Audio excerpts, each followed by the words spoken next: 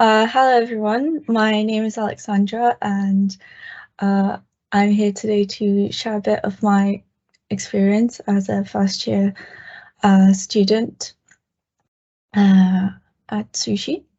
So if you can move on to the next slide. Right, so I am currently based at the University of Birmingham in the Chemical Engineering department. Fun fact about me is I've never been to Birmingham before starting my project, but trust me, the uni is very lovely, and that's why I made it a point to include the pictures, just so you could get the vibe. I am working with Dr. Du on a project regarding anode catalysts for PM electrolyzers. So I don't know if all of you are familiar with that, but it's basically I will be working on synthesizing, developing materials, testing them, and then hopefully trying to make sense of the theoretical principles behind that. At the current moment, though, I'm mostly working on my modules, doing coursework for them, and as for my research, it's mostly been preparing for my literature review, so reading through books and papers that I've either found myself or that my supervisor has suggested, and attending any webinars that he's been kindly suggesting I attend. Yeah, if you could move on to the next slide. All right, so I thought I would just share what motivated me to apply, because I felt like I stood out compared to my peers when it came to PhD application season. Most of my friends, I did a chemistry undergrad, and most of my friends who were applying to PhDs just applied to what I felt were just traditional chemistry PhDs of someone specializing in a certain reaction. And I was a bit lost because I knew I wanted to do a PhD. I really like chemistry. I like physical chemistry specifically, but the main point was I really wanted to work with hydrogen. The main driver for me to do research is basically develop practical solutions to fight climate change, to make our future more sustainable. And so that's what I really put forward in my application and in the form that Gavin taught me. And what I found was a good thing about the program, and why I really considered it, besides the obvious theme of hydrogen, was how it was structured. So because the CDT has such a specific emphasis on training, this rather holistic and I would say overall training on hydrogen. So the coursework involve really any topic you might think of regarding hydrogen. So you've got a more social perspective, you've got economics perspective, you've got a scientific perspective, and I was really keen on learning like this. It really appealed to me. The fact that also I get time to develop my project, that was really important for me, and as well the well-being and inclusivity, that's a key point of the CDT, as in my personal experience, because I can only speak for myself, at the end of my undergrad, because I specialized in what's called molecular physics, I ended up in a very, very male environment. And when it came to hydrogen as well, I basically looked up things on my own. And what really helped me was this network called Women in Green Hydrogen. And so I was really looking for somewhere where I could get this similar type of support and basically not feel like a black sheep, if that makes any sense. Next slide, please. Right. So about the application process itself, in the form, make sure that you mention all of your experiences, as Gavin said. So that's, I guess, related to the fact that the shortlisting committee will not see your CV. But I think it's also important to remind you that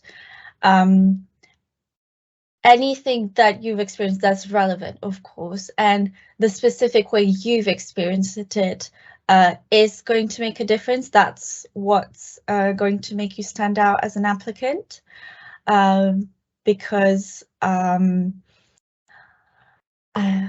can I say this? The uniqueness in which we approach daily lives is beneficial to then, you know, making a more creative playground for science, and it's going to be really good for a potential researcher.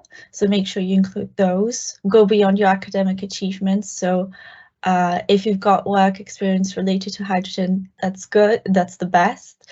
But any type of extracurriculars or any other type of work experience is also really important to really showcase that you're more than someone who can, you know, do well on an exam.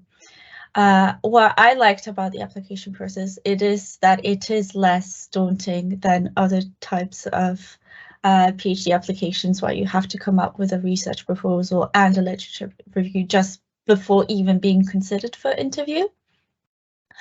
And it's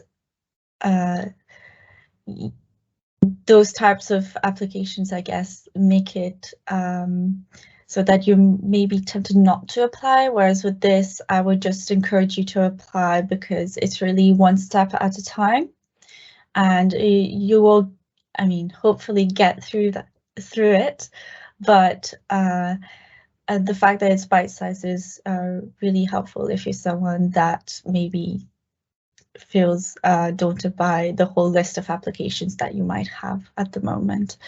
If you do get through, as a student, I would say that you stay on top of your emails and any forms. Unfortunately,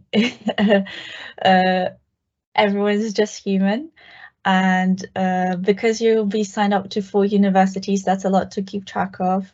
And just to make everyone's job easier, if you can just be as snappy as you can, that's the best. Being proactive too.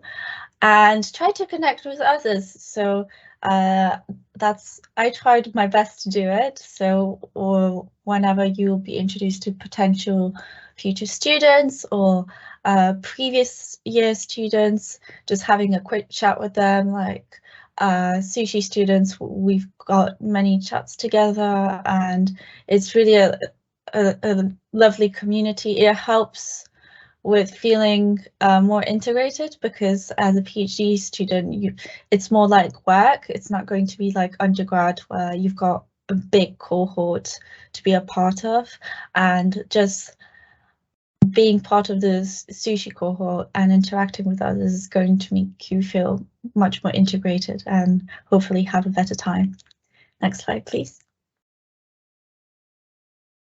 So I thought I might just be a bit bold and give advice for incoming students. So something that I would like to remind you in case you do get in is to sort your accommodation early. It's always a big stress, but it's better to rip off the band-aid as soon as possible. To try and have a look at the modules you might take in first year. That too, because once the year starts, it gets really busy really fast. So the earliest you can have a look at the modules and have an idea of what you might want to do is better. And what I did and found really helpful is to have a chat with my supervisor, in my case over the summer, about if whether I could do any type of pre-work and what equipment we might need to get for me at the beginning of the year. So in my case, it was mostly because I was insecure about switching from chemistry to chemical engineering and was wondering what I might need to brush up on before starting my PhD. Other things would be to just get to know your department and the SusHy team, having a good idea of who to reach out to in case you need anything is a really good thing. Keep up with your inductions, any training, any safety training. There's going to be lots again, and it's really important that you keep on top of them so that you can start your research stress-free. And my final point is to try and develop a healthy work routine. It's very new to have to deal with so many things at the same time, and being able to prioritize your work and basically block time for each thing is going to be a good habit that will prevent burnout.